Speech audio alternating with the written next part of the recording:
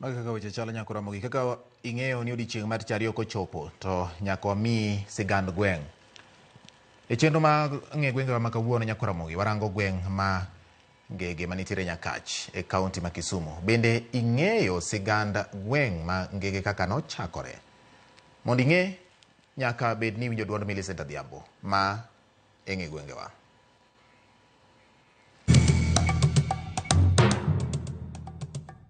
Nyakora mogi ajuang' machiegni kendo e telo machielo e chenro ni mar ng'e gwengewa. Jumani, kalapapla mar ng'e gwenge pod onyonore mana e kaunti ma Kisumu. Ofuyo ma odhi piyo e gweng' ma ong'ere ni Ngege mayudore e sub kaunti ma Nyakach. Nyakora mogi, ang'o mabiro e pachi kiwinjo ni gweng' ochak ni Ngege?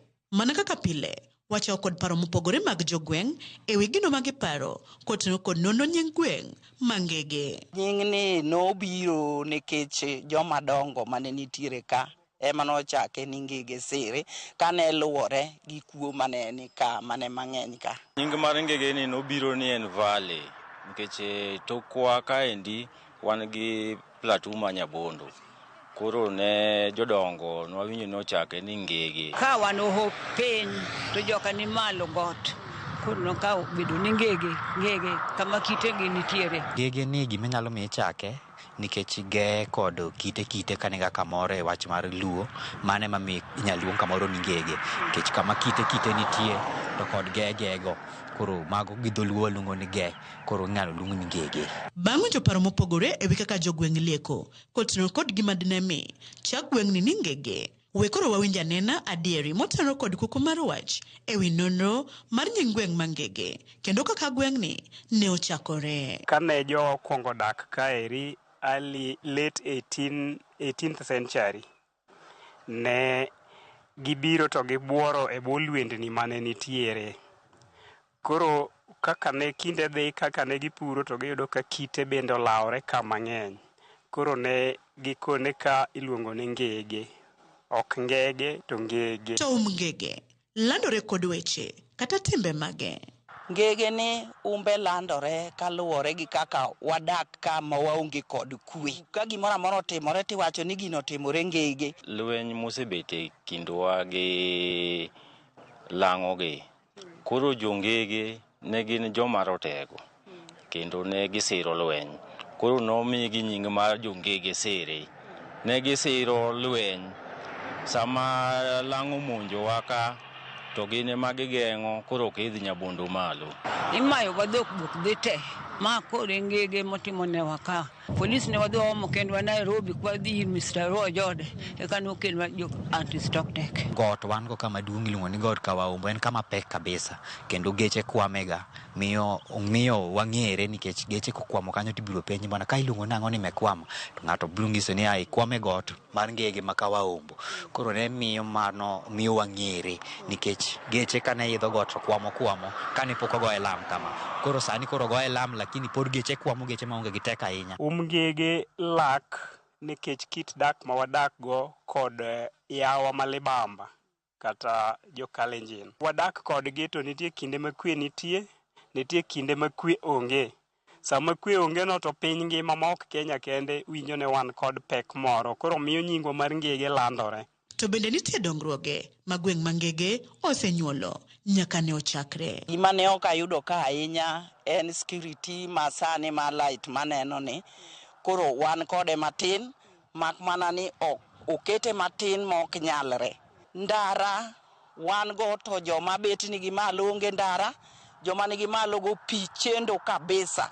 Kaka koro sama chieng' rieny kama ji winjo matek ahinya. Yore madhi malo go richo mok nyalre makata piko masani jiringo go ka jo tuo nitiere tiyudo kolos mana kitanda moro mondo tingo do ji mondo chope ndara. Koro pi ok wayud samatin no ng'ad stima. Koro wabudho kapok wayudo pi mondo wakonyre go ka. Koro mine matindo nigi chandruok kabisa. Yudo ni koro mine matindo chiwo sa apar otieno gidhi aora kuchocho to wach mar insecurity be ok ber ka. Atedo Ngege ka 54. Onge kata ojon kombudo manokelo nwa pi mtu moja nyaka sani. wan dongruok waonge godo. Wan gi chief camp oger, kendo mana achiel kuom dongruoge mwaneno. Okelnwa kambi mar jopo mar polise nika, kendo mana achiel kuom dongruok mwaneno. Sitima ma oket machiegni gimoro kilomita 1 e dhoka polis ka nyaka area mar Tolkani.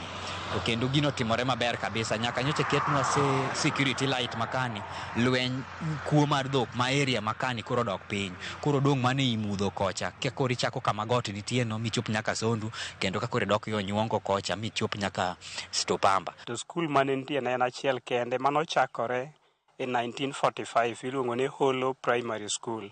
Gie thuolo ni wan kod kambi mar polis miluongo ni anti-stock theft. Maeri bende osekelonwa konyruok kuom gik mamoko mwaseyudo manyien. Nitiere Bethlehem Funeral Home.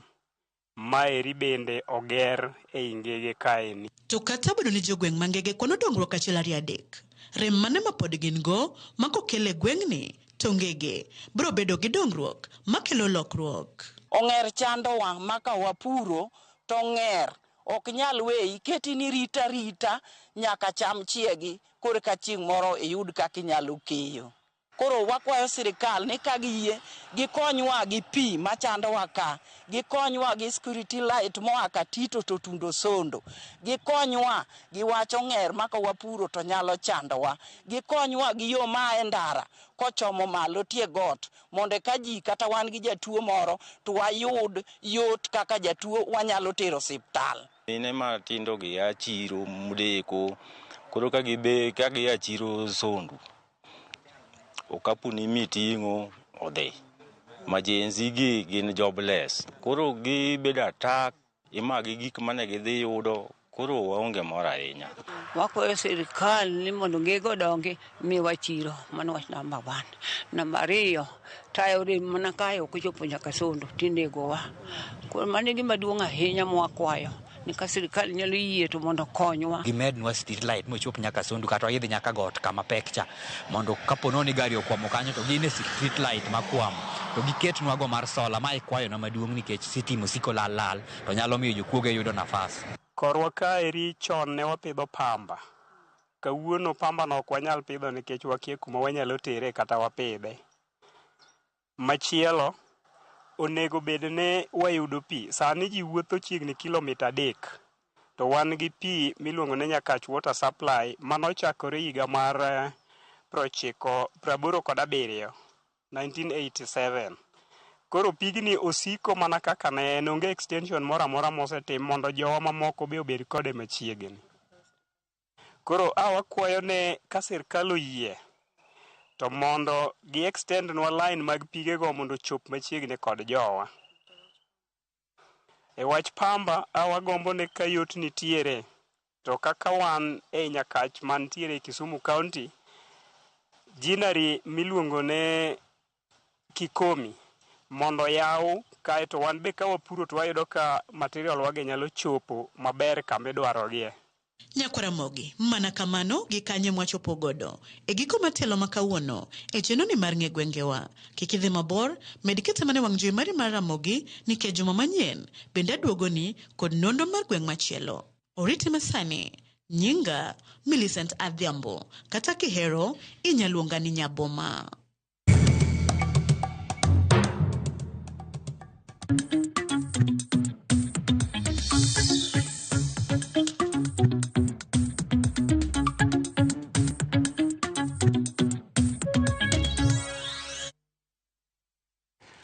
Bang' wuok gwenge mag Ngege nyaka